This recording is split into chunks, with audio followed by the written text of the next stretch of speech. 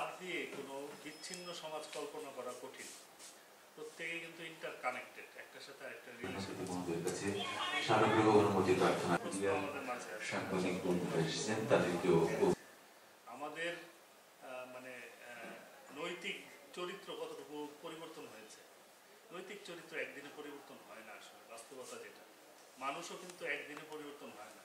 গোসল করে বের হয়ে আসলাম, আমি পরিচ্ছন্ন হয়ে গেলাম, আমি সবকিছু ভুলে গেলাম, আগে সবকিছু চেঞ্জ, এইরকম সত্তা মানুষ না। মানুষ একটা খুব জটিল সত্তা, মানুষের অন্তঃকরণ আরো জটিল।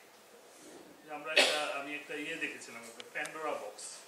প্যান্ডোরা বক্স যারা এই ছবিটা দেখে নাই তারা একটু দেখে নিতে পারে যে মানুষের মধ্যে লোভটা আসলে কেমন। সবাই জানে এই প্যান্ডোরা বক্সটা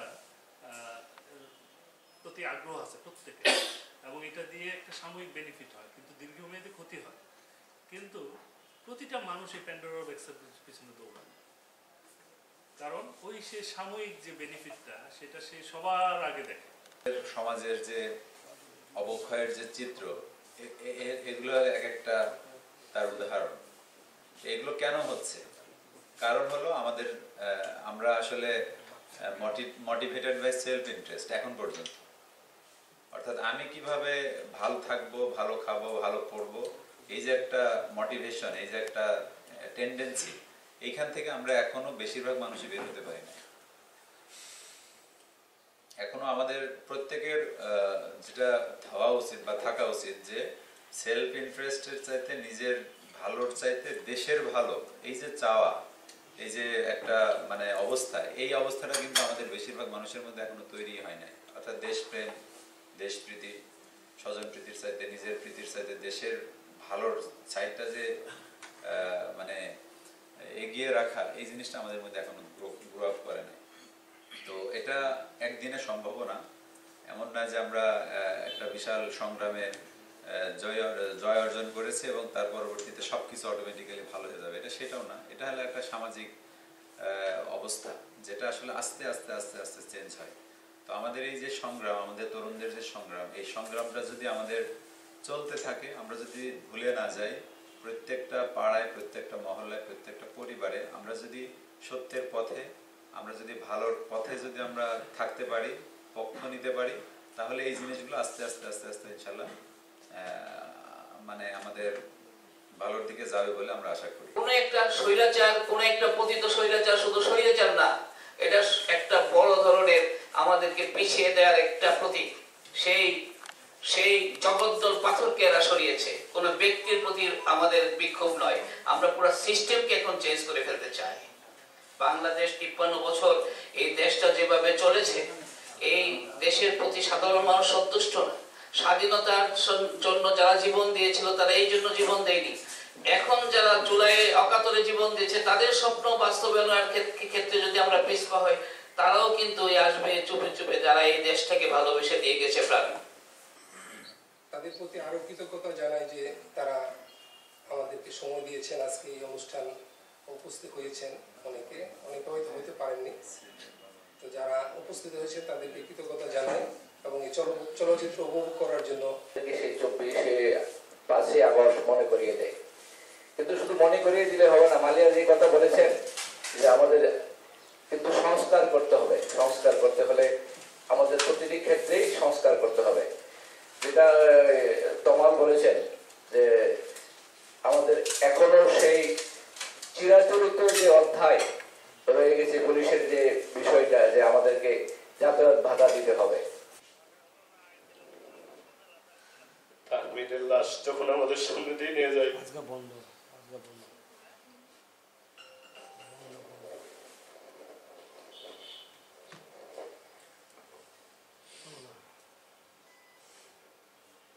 কখন গুলির আওয়াজ এত বেশি আমরা নিজ চোখে দেখছি।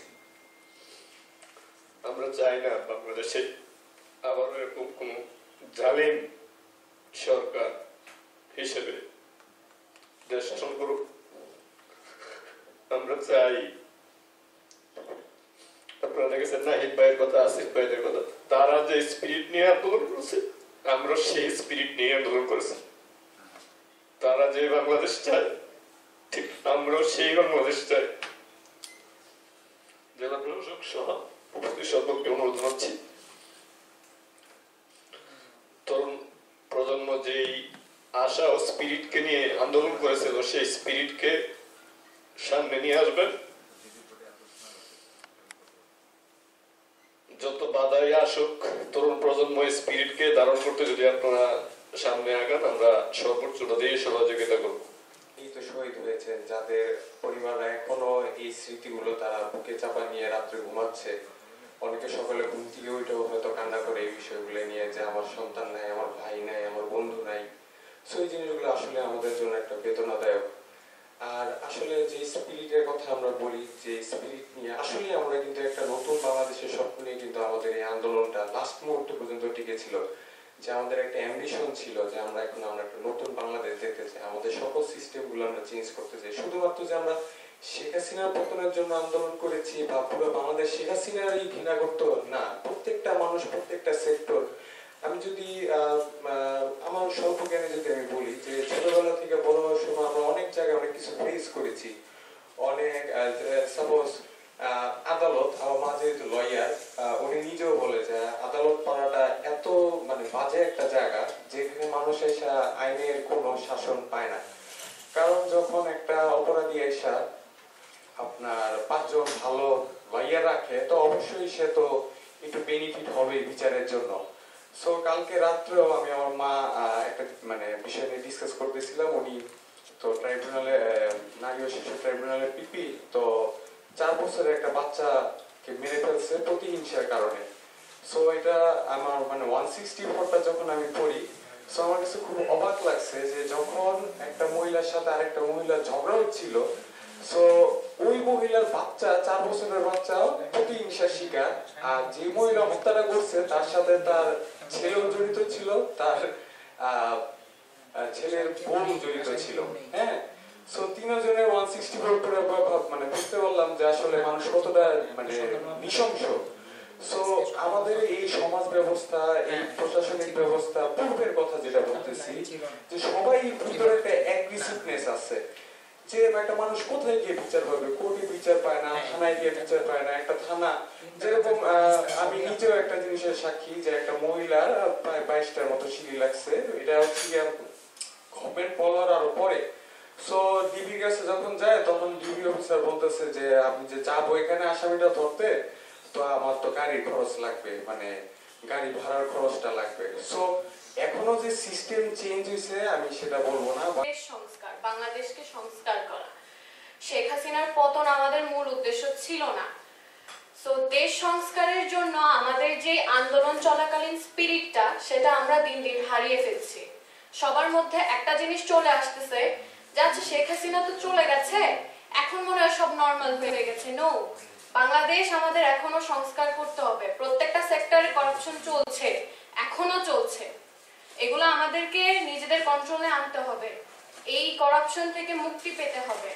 এবং এই যে গুম, খুন, হত্যা, ভাইয়া যেটা বললো, এগুলো কি কমেছে? বরঞ্চ আমরা যেটা দেখতেছি দিন দিন এগুলো বাড়তেছে, করাপশনের পরিমাণও বাড়তেছে। সো এগুলো আমাদেরকে কন্ট্রোলে আনতে হবে। মেয়েদের কথা, মেয়েরা এখনো নরসিংদীতেও মেয়েরা সেফ না, আমি নিজে সেফ না। তারপরে চলে আসি আহতদের কথায়। বৈষম্যের কথাটা আমরা নিজেরা বৈষম্য সৃষ্টি করতেছি। শহীদদের কথা বললে শুধু শহীদ তাহমিদের কথা আসে, নরসিংদীতে আরো ব্যক্তিরা শহীদ হয়েছে। আহতদের কথা বললে 2-4 জন স্পেশাল আহত। কেন ভাই? প্রত্যেকের ভিতরে ওই সেম স্পিরিটটা ছিল। আমাদের মধ্যে যেটা কাজ করছে আন্দোলন চলাকালীন, যে লড়াই করতে হবে, সংগ্রাম করতে হবে। সংগ্রাম করতে হলে বাঁচতে হবে, বাঁচতে হলে নিজেকে সতর্ক থেকে সেফ থাকতে হবে। তো আমার বিষয়টা হচ্ছে যে বৈষম্য আমরা নিজেরা সৃষ্টি করি, এই বৈষম্য থেকে আমাদেরকে সরে আসতে হবে। সবাই সমান, সবাই এক।